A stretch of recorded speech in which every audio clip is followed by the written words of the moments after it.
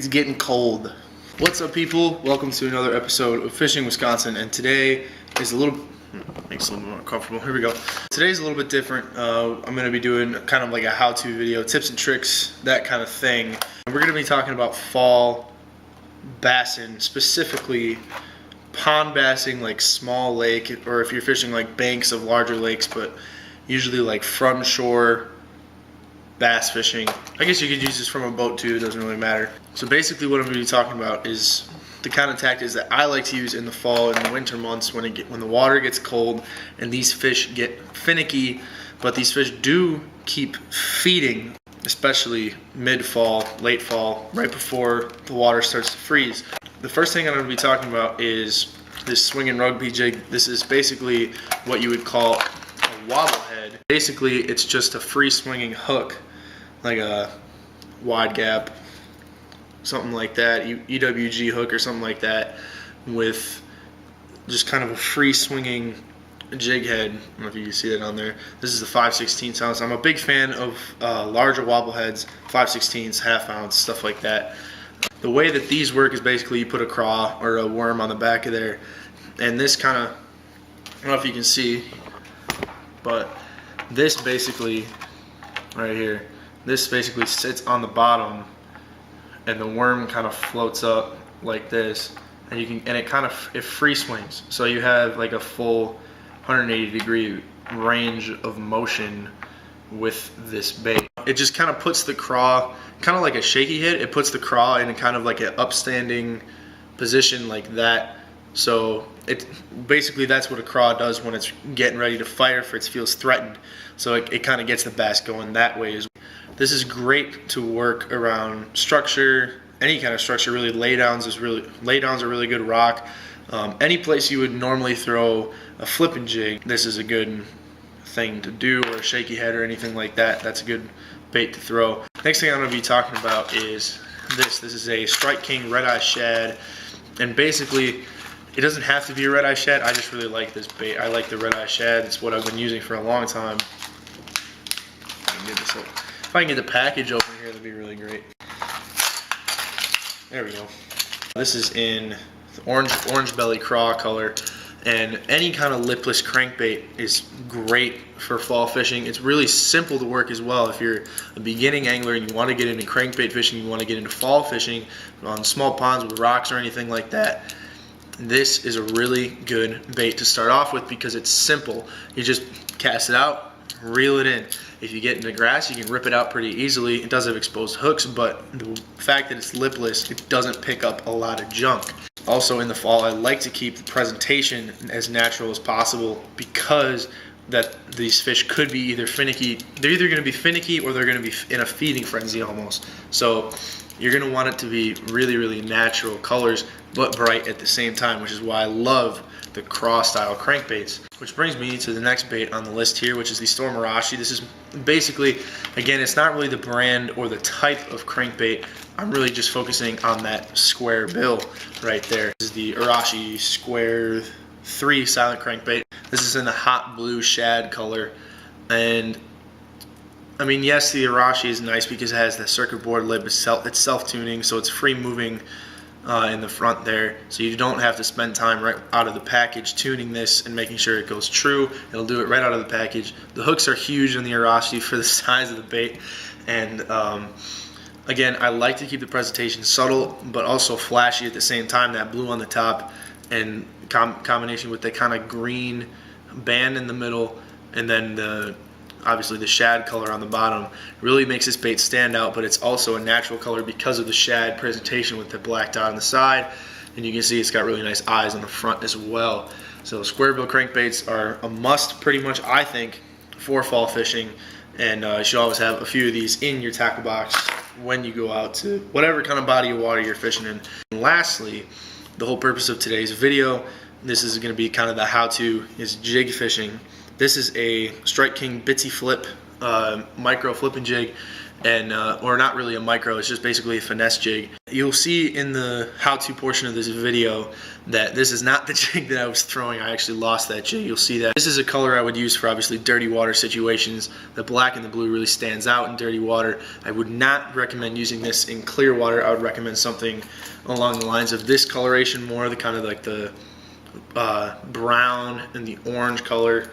Kind of mimicking a craw or something like that on the bottom. I use jigs year round, obviously, but in the fall when these fish are getting a little bit finicky, because the presentation is subtle and you can kind of, you don't really even have to trim up the skirt at all. You still can. I like to, as you can see, possibly there's two different lengths to this. I gotta turn my phone off. Basically, I like to trim it all up so it's pretty much all even, but it's a little bit shorter than the trailer. So you want the trailer to hang about that much off, but you still want to keep the presentation subtle. You want it to be you want the trailer to either match this color or to be just as natural as possible, just to kind of keep the presentation subtle and to get the finickier fish to bite on your jig. I think that's it. So please enjoy the rest of today's video, and yeah, just get to it. That missed. I'll do it again.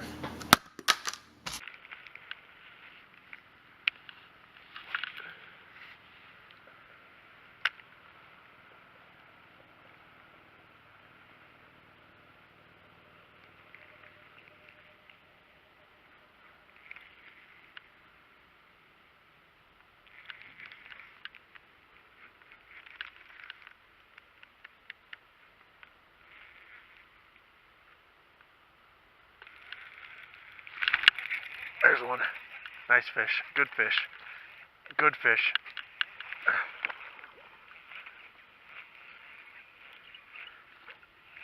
He wasn't fighting like a bass at first. I thought it might have been a walleye, but that is a nice fish. Oh, wow. On the swim jig. Right in the top of the mouth. Look at that. He wanted that thing. Alright, let's get a weight on this guy. About 2 pounds. I'm going to say 2 pounds. He's either really, really close or he's at 2 pounds. So, that's good. Nice 2-pounder. Yeah, there we go. Good fish. Good fish. Let's get him back. Thanks, dude. Figure it out. Figure it out. Figure it out. There you go. Awesome. That's one on the swim jig. Man, he wanted that thing. There we go. Just kind of casting it parallel to the shoreline here. So I was going that way, obviously. I just kind of jigging it off the bottom here. And I saw the line start to move and I just cracked into him. There's another one. Oh, damn. That's 2 casts, 2 bites.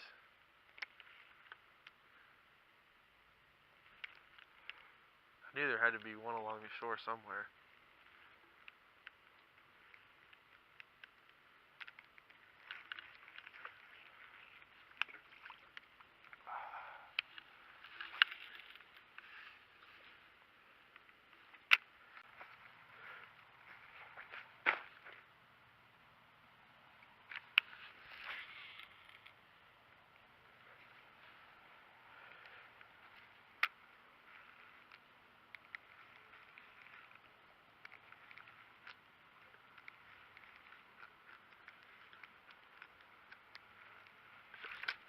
There's a fish.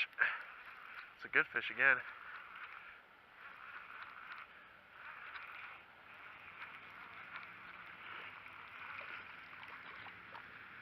On the jig. Right in the roof of the mouth again. That he wanted that jig. Wow.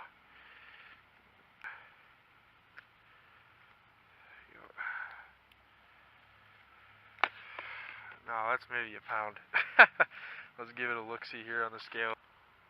Yeah, 1 pound. That's alright. It's a decent little fish on the jig. Nice. See you, dude. If you're interested in the actual setup that I'm using today and not the bait, because the bait I talked about earlier if you're interested in this setup, I'll have all of the reels, well, the reel rod and the line that I've been using today. I'll have all that good stuff linked in the description below.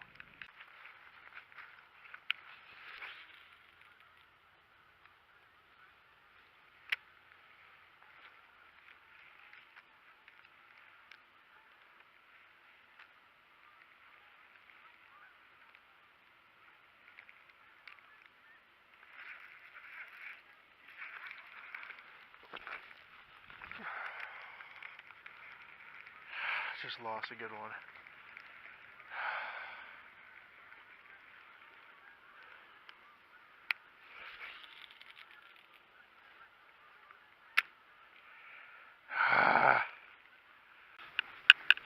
Catch anything? Oh, not yet. How are you? Yeah, 2 on swim jigs. Yeah? Yeah. Yeah. Fishing Wisconsin. Yeah.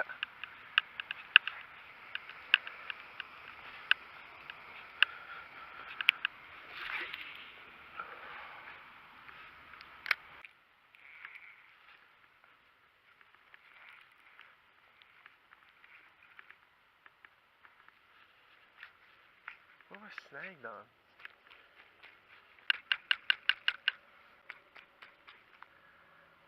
What?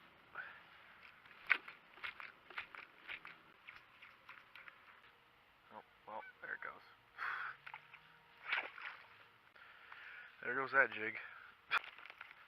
Oh, I think that's it. Hopefully you guys learned something. Thank you so much for watching. And we'll see you on the next episode of Fishing Wisconsin, where I lose a bunch of jigs.